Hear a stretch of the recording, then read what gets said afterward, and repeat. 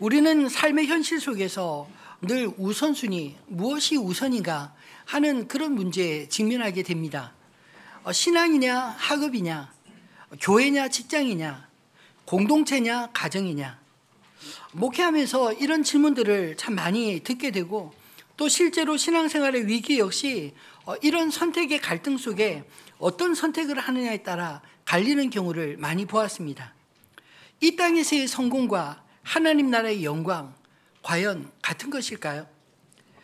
제가 전도사 시절 청소년부를 맡았을 때 아주 열심히 함께 따라오던 형제가 있었습니다.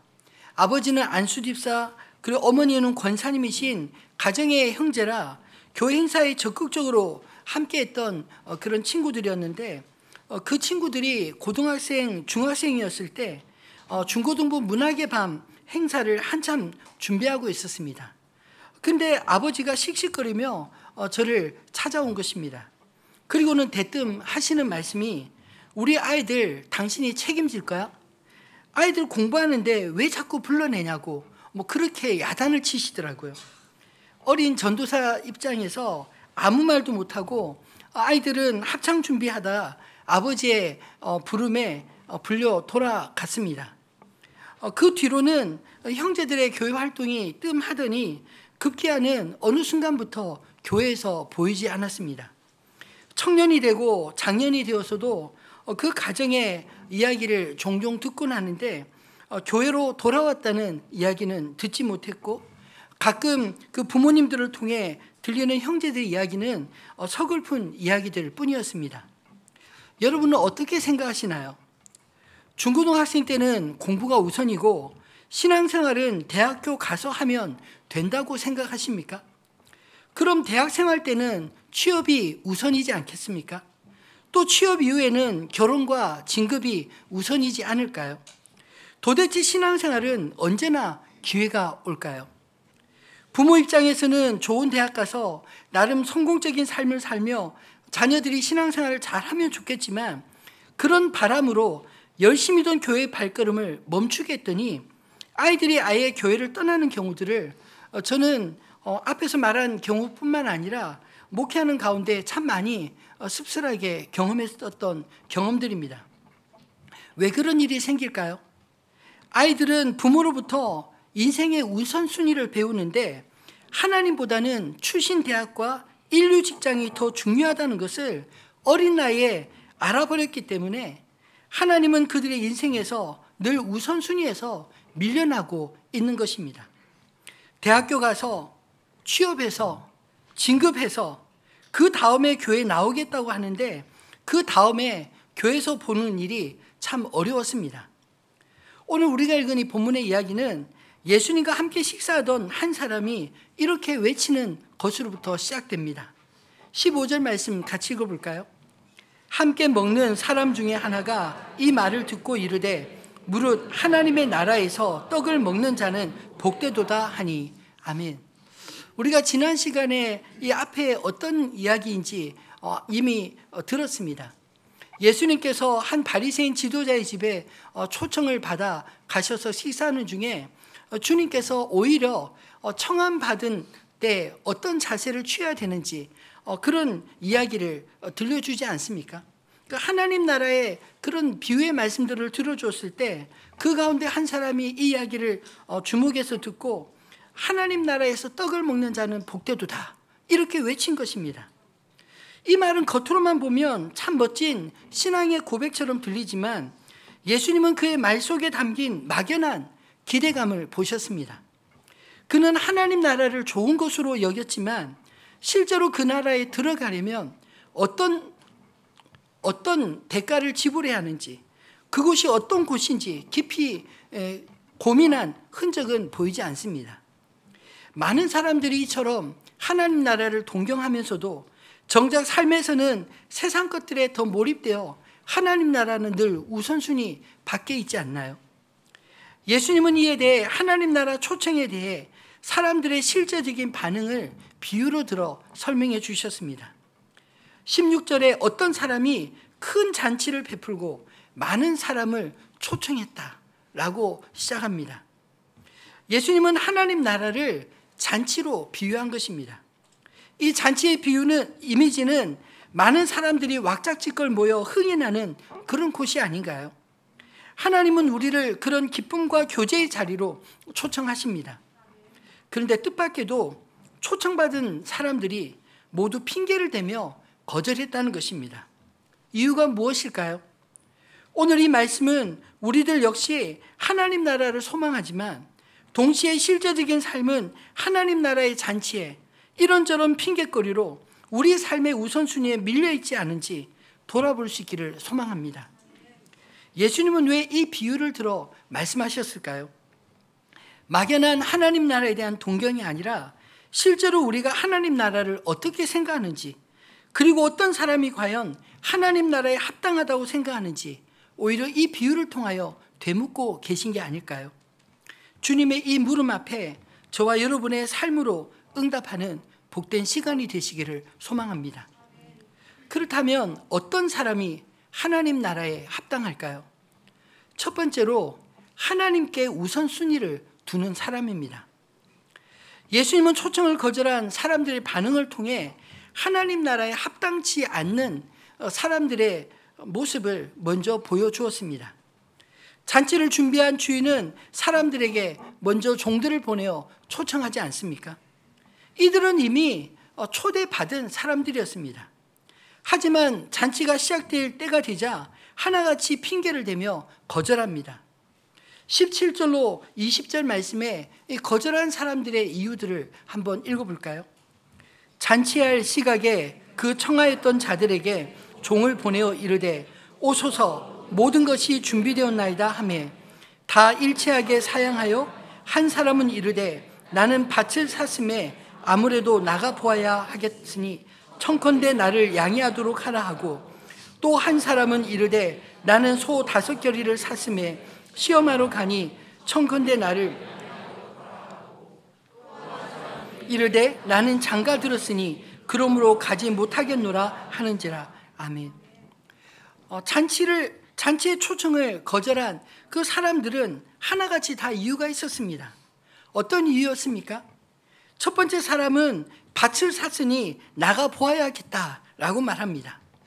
그에게는 자신의 재산과 소유가 잔치를 초청하는 주인보다 더 중요했습니다. 두 번째 사람은 소 5쌍을 샀으니 이제 시험하러 나가보겠다는 것입니다. 이 사람 역시 일과 사업이 하나님보다 더 우선인 사람 아닌가요? 그리고 세 번째 사람은 장가 들었으니 갈 수 없다고 말합니다. 이 사람은 가족과 인간관계가 하나님보다 더 중요한 사람 아니었을까요? 어쨌든 모두가 나름대로 합당한 이유를 대었습니다. 그런데 이들의 공통점이 있습니다. 초대된 잔치보다 자기 자신의 일을 더 중요하게 생각하고 있다라는 것입니다. 이 잔치가 만약 하나님 나라의 초청이라고 본다면 어떨까요? 이들은 한결같이 하나님 나라보다 세상의 것들에 더 우선순위를 둔 사람이라 말할 수 있지 않을까요? 밭을 사고 소를 사고 결혼하는 거 다 좋은 일입니다. 하지만 하나님보다 더 중요한 것이 될 때 그것은 하나님을 향한 우리의 신앙을 방해하는 장애물이 될 수도 있지 않을까요? 오늘 우리의 모습은 어떻습니까? 우리는 하나님을 내 인생의 첫 번째 자리에 두고 계신가요? 아니면 지금 당장 내 앞에 주어진 세상의 일들이 더 중요하신가요? 예배보다 일이 먼저고 하나님보다 돈이 먼저이지 않습니까? 예수님은 마태복음 6장 33절에 이렇게 말씀하셨습니다. 그런즉 너희는 먼저 그의 나라와 그의 의를 구하라. 그리하면 이 모든 것을 너희에게 더하시리라. 우리는 선택해야 합니다. 무엇을 먹을까, 무엇을 마실까, 무엇을 입을까 염려하며 당장의 필요를 구하며 살 것인지, 아니면 하나님이 내 아버지 되심을 믿고 먼저 그의 나라와 의를 구하며 살 것인지 선택해야 하는 것입니다. 정말 하나님 나라에서 떡을 먹는 것이 복되도다 믿는다면 하나님 나라 잔치에 모든 것을 뒤로하고 기꺼이 참석해야 하지 않을까요?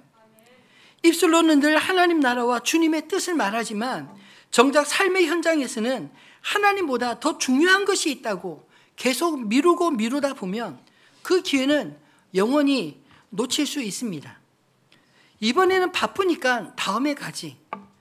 그런데 그 다음이 과연 항상 있을까요? 우리는 다른 일은 항상 기회가 없을 것이라 여기면서도 하나님 나라는 왜 항상 기회가 있을 것이라 생각하시나요? 아무리 내가 거절해도 하나님은 사랑의 하나님이시니까 하나님은 내가 원할 때 언제든지 맞아주실 거야. 여러분 이렇게 생각하고 계시지 않으시나요? 이런 우리의 생각에 찬물을 끼얹는 말씀이 오늘 본문 24절에 기록되었습니다. 같이 읽어볼까요? 내가 너에게 말하노니 전에 청하였던 그 사람들은 하나도 내 잔치를 맛보지 못하리라 하였다 하시니라. 아멘. 주인은 결국 자신의 잔치에 초청을 거절한 자들에게 다시는 기회를 주지 않았다는 것입니다. 오히려 그들이 거절한 그 기회를, 그 빈자리를 다른 사람들에게 양도하고 그 자리는 다시 우리에게 주어지지 않을 수도 있다는 그런 두려운 말씀이 아닌가요? 그 기회는 하나님이 안 주신 것이 아니라 우리가 걷어찬 것이기 때문입니다. 하나님께 우선순위를 두는 자만이 하나님 나라에 합당한 줄 믿습니다. 하나님은 우리의 말이 아니라 우리의 삶이 어디로 향하고 있는지 분명하게 알고 계십니다. 그래서 마태복음 7장 21절에 이렇게 말하고 있지 않나요? 나더러 주여 주여 하는 자마다 다 천국에 들어갈 것이 아니요 다만 하늘에 계신 내 아버지의 뜻대로 행하는 자라야 들어가리라. 우리 입술로는 날마다 주여 주여 외치지만 실제로 선택의 기록에서는 하나님의 뜻보다 자신의 뜻이 우선인 사람, 그는 하나님을 안다고 외칠지 모르지만 하나님은 그를 모른다 하시면 얼마나 당황스러울까요? 예수님의 이 말씀은 하나님을 자기 마음대로 이용하는 자들에 대한 분명한 경고의 말씀인 줄 믿습니다. 내가 부른다고 하나님이 내 말대로 움직이시는 분이 아니시라는 말씀입니다. 하나님의 뜻대로 구하는 자에게 하나님은 응답하시는 분이십니다. 바라기는 우리 입술의 고백처럼 우리의 삶도 하나님 아버지의 뜻대로 행함으로 하나님이 아시고 기억하시는 하나님의 사람들 다 되시기를 우리 주님의 이름으로 축원합니다. 두 번째로 하나님 나라에 합당한 사람은 어떤 사람일까요? 하나님의 은혜를 갈망하는 사람입니다. 초청을 거절한 사람들이 잔치에 오지 않자 주인은 다른 사람들을 초대하라고 종들에게 명령하고 있습니다. 21절로 23절 말씀을 같이 읽어볼까요? 종이 돌아와 주인에게 그대로 고하니 이에 집주인이 노하여 그 종에게 이르되 빨리 시내의 거리와 골목으로 나가서 가난한 자들과 몸 불편한 자들과 맹인들과 저는 자들을 데려오라 하니라. 종이 이르되 아직도 자리가 있나이다. 주인이 종에게 이르되 길과 산 울타리 가로 나가서 사람을 강권하여 데려다가 내 집을 채우라. 아멘. 처음 초대받은 사람들이 오지 않자 주인이 노하여 종들에게 명한 이야기가 오늘 본문에 기록되어 있지 않나요? 주인은 빨리 시내 거리와 골목으로 나가서 가난한 자들과 몸 불편한 자들과 맹인들과 저는 자들을 데려와 그 잔치를 채우라고 명하고 있습니다. 그렇게 초대받은 사람들은 어떤 사람들입니까? 사회적으로 소외된 사람들이 아닌가요? 이들은 단순히 사회적 약자를 의미하는 것만 아닙니다. 유대 사회에서 소외된 자들, 즉 스스로 하나님 나라에 들어갈 자격이 없다고 여기는 모든 자를 상징적으로 표현한 말씀입니다. 당시 유대인들은 하나님 나라에 들어갈 자격이 있다고 생각한 사람들은 바리새인들이나 부자들 같이 율법을 준수하고 그리고 또 자신의 능력을 과시하는 그런 사람들이 하나님 나라에 합당하다 생각했고 그렇지 않다고 여겼던 사람들이 있었습니다. 스스로 잔치에 초대될 자격이 없다고 느꼈던 그런 연약한 자들이 오늘 본문에 초대되고 있지 않나요? 근데 우리가 지난주에 살펴보았던 말씀에도 동일한 대상에 대한 언급이 있었습니다. 누가복음 14장 13절로 4절 말씀이 바로 그 말씀입니다. 잔치를 베풀려거든 차라리 가난한 자들과 몸 불편한 자들과 저는 자들과 맹인들을 청하라. 그리하면 그들이 갚을 것이 없으므로 내게 복이 되리니 이는 의인들의 부활 시에 내가 갚음을 받겠음이라 하시더라. 하나님 나라를 설명하시면서 예수님은 왜 이런 사람들이 하나님 나라의 잔치에 초청한다 하실까요? 갚을 수 있는 능력이 없는 사람은 하나님의 호의를, 능력이 있는 사람은 하나님의 호의를 호의로 여기지 않고 자신의 행위로 되갚으려 하지만, 갚을 능력이 없음을 인정하는 사람은 하나님의 호의를 은혜로 받기 때문입니다. 그들은 자신들의 일보다 잔치에 초대하는 주인의 마음에 더 기꺼이 응답하고 있지 않나요? 하나님의 은혜를 대가로 여기지 않고 은혜로 여기는 저와 여러분 되기를 소망합니다. 하나님 나라에 들어가는 사람은 누구인가요? 스스로 부족함을 깨닫고 하나님의 은혜를 간절히 사모하는 이와 같은 사람들이 아니겠습니까? 예수님은 산상 설교 가운데 팔복의 첫 번째 복으로 이렇게 외치셨습니다. 심령이 가난한 자들은 복이 있나니 천국이 그들의 것이며. 가난한 자들, 몸 불편한 자들, 맹인들, 저는 자들은 단순한 신분의 문제가 아니라 영적인 상태를 의미하지 않을까요? 자신이 하나님 없이는 살 수 없음을 깨닫는 자들은 하나님 나라에 초청받을 때 그들은 기꺼이 응답할 줄 믿습니다. 반대로 자신이 충분한 자격이 있다고 생각하는 사람들은 초대받았으나 오히려 거절하고 있지 않습니까? 왜냐하면 하나님 나라보다 자신이 가진 것이 더 중하고 좋게 여기기 때문 아닐까요? 하나님의 나라는 이처럼 자격이 있다고 생각하는 자들이 아니라 은혜가 필요한 자에게 부어지는 줄을 믿으시기 바랍니다. 누가복음 18장 11절로 13절에 바리새인과 세리의 기도를 우리가 잘 알고 있습니다. 어떻게 그들이 기도했는지 다시 한번 들어볼까요? 바리새인은 서서 따로 기도하여 이르되, 하나님이여, 나는 다른 사람들 곧 토색, 불의, 간음을 하는 자들과 같지 아니하고 이 세리와도 같지 아니함을 감사하나이다. 나는 일에 2번씩 금식하고 또 소득의 11조를 드리나이다 하고, 세리는 멀리 서서 감히 눈을 들어 하늘을 쳐다보지도 못하고 다만 가슴을 치며 이르되, 하나님이여 불쌍히 여기소서, 나는 죄인이로소이다 하였느니라. 여러분, 이 두 사람 가운데 어떤 사람이 우리가 보기에 의로운 삶을 살았습니까? 아니, 여러분은 어떤 사람이 되기를 원하시나요? 그렇다면 예수님의 평가도 우리의 생각과 같을까요? 14절의 예수님의 평가를 다시 읽어보겠습니다. 내가 너에게 이르노니 이에 저 바리새인이 아니고 이 사람이 의롭다 하심을 받고 그의 집으로 내려갔느니라. 무릇 자기를 높이는 자는 낮아지고 자기를 낮추는 자는 높아지리라 하시니라. 아멘. 바리새인의 문제가 무엇인가요? 바리새인의 삶은 완벽했을지 모릅니다. 근데 중요한 것은 너무 완벽했기 때문에 하나님의 은혜가 그에게는 필요 없는 것이 아니었을까요? 그러나 세리는 그의 삶이 불안정했음에도 불구하고 그가 주님 앞에 나갔을 때 고백하는 것은 자신의 불완전함, 자신의 죄악을 처절하게 깨달으면서 자신을 불쌍히 여기소서, 그렇게 주님 앞에 자신의 죄인됨을 고백하고 있지 않습니까? 여러분, 하나님의 은혜는 높은 곳에서 낮은 곳으로 흐르는 줄 믿으시기 바랍니다.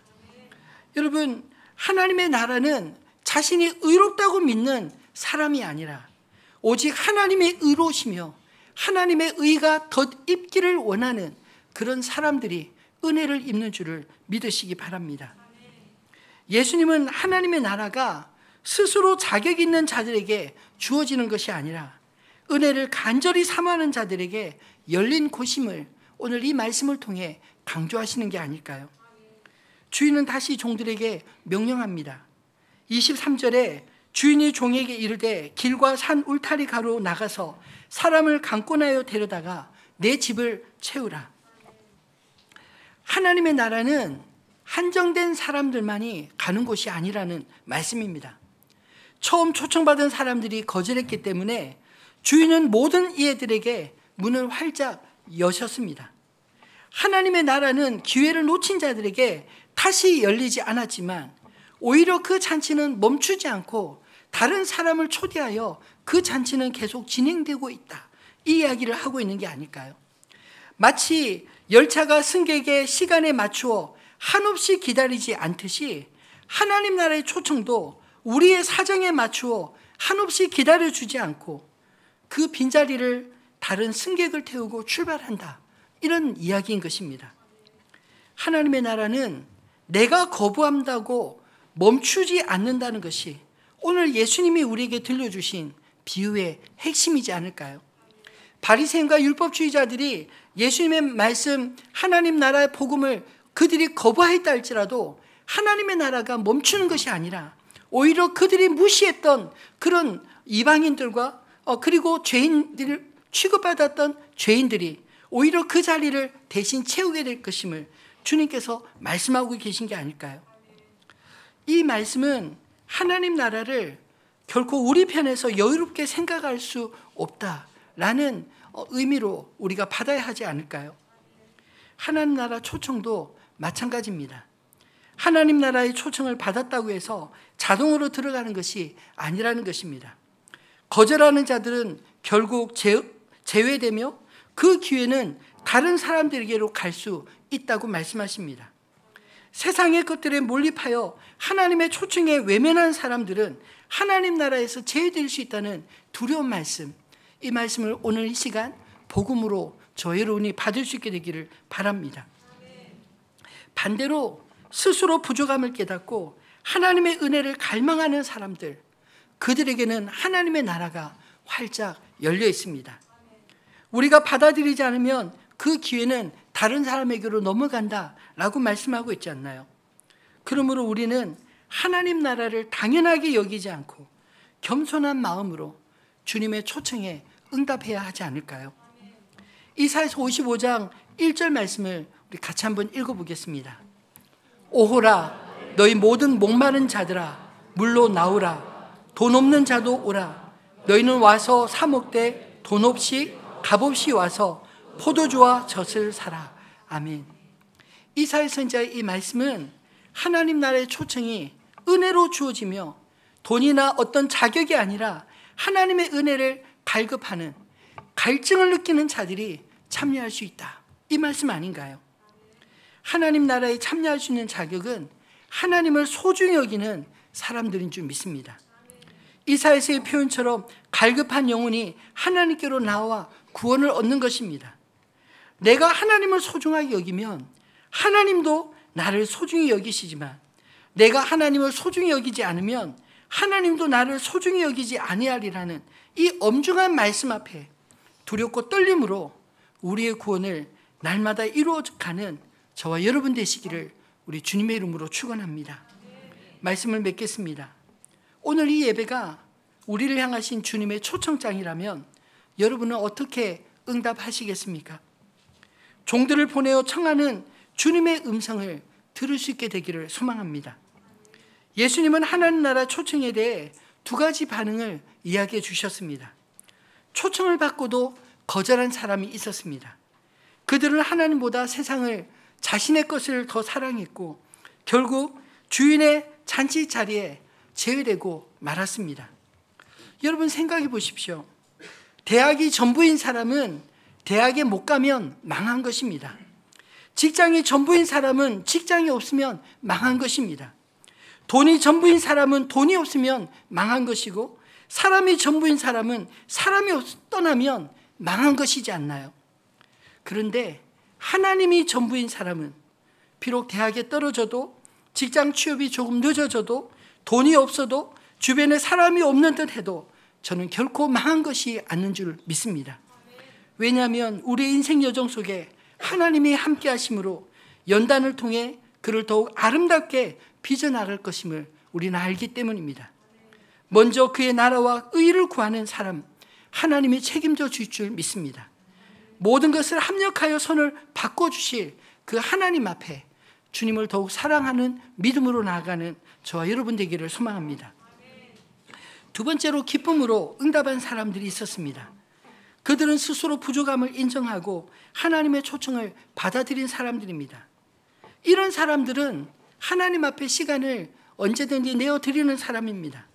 일이 없어서 무엇이든 자신의 주어진 일에 만족하는 사람들 아닐까요? 마치 포도원 일꾼으로 마지막 1시간 전에 부름받은 사람처럼 그에게는 포도원 주인의 한 데나리온이 품삯이 아닌 아무런 일거리도 없는 자에게 베풀어 주시는 주인의 호의요 은혜로 받았습니다. 그런데 이른 아침부터 일한 사람에게는 포도원 주인의 한 데나리온은 그저 자신의 일한 것에도 못 미치는 그런 품삯처럼 여기지 않았을까요? 아니 오히려 나중 온 자와 똑같이 취급하는 주인을 불의하게 여기지 않습니까? 이 사람은 주인의 호의보단 자신이 한 시간 일한 사람에 비해 얼마나 많은 일을 했는지 그것밖에 보지 못했습니다. 주인의 편에서는 자신의 호의를 알아주는 자가 누구였을까요? 나중에 와서 똑같이 한 데나리온 받은 그 사람 아니겠습니까? 하나님의 나라는 이처럼 우리의 노력이 아닌 하나님의 은혜를 알아보는 자들의 나라인 줄 믿습니다. 여러분은 하나님 나라의 초청에 어떤 반응을 보이시겠습니까? 잔치를 준비하시고 초청하시는 주인의 입장에서 바라본다면 초청해 주신 이에 대한 감사의 마음으로 그 자리에 참석해야 하지 않을까요? 내 상황이 더 커 보여 하나님의 초청을 가볍게 보시지 마시기 바랍니다. 하나님의 나라는 내가 얼마든지 기회를 만들어 갈 수 있는 나라가 아니라 반드시 주인의 초청을 받아야 갈 수 있는 나라이기 때문입니다. 그러므로 초청을 받았을 때 뒤로 미루지 마시기 바랍니다. 초청하시는 분이 하나님이시라면 하나님의 부르심에 기꺼이 응답해야 하지 않을까요? 이것이 하나님 나라로 부르시는 하나님에 대한 바른 자세가 아니겠습니까? 하나님의 나라는 막연한 기대가 아니라 실제로 응답하는 자들의 나라입니다. 처음 초청에 불참한 사람들 때문에 하나님 나라 잔치는 결코 취소되거나 미뤄지지 않을 것입니다.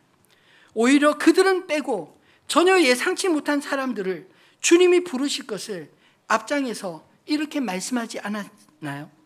누가복음 13장 29절로 30절 말씀을 마지막으로 함께 읽어보겠습니다. 사람들이 동서남북으로 와서 하나님 나라의 잔치에 참여하리니 보라, 나중된 자로서 먼저 될 자도 있고 먼저 된 자로서 나중 될 자도 있느니라 하시더라. 아멘. 원래 초대되었던 유대인들이 비운 자리에 동서남북으로부터 부름받은 저와 여러분 모두도 하나님 나라의 잔치에 참여할 수 있게 되었으니 이것이 복이 아닌가요? 바라기는 하나님 나라를 소망하며 그 부르심 앞에 응답하며 사시기를 바랍니다. 하나님의 나라는 준비된 자들에게 주어진 잔치입니다. 우리가 하나님 나라를 막연히 기대할 것이 아니라 오늘 이 순간 그 초청에 응답해야 하지 않을까요?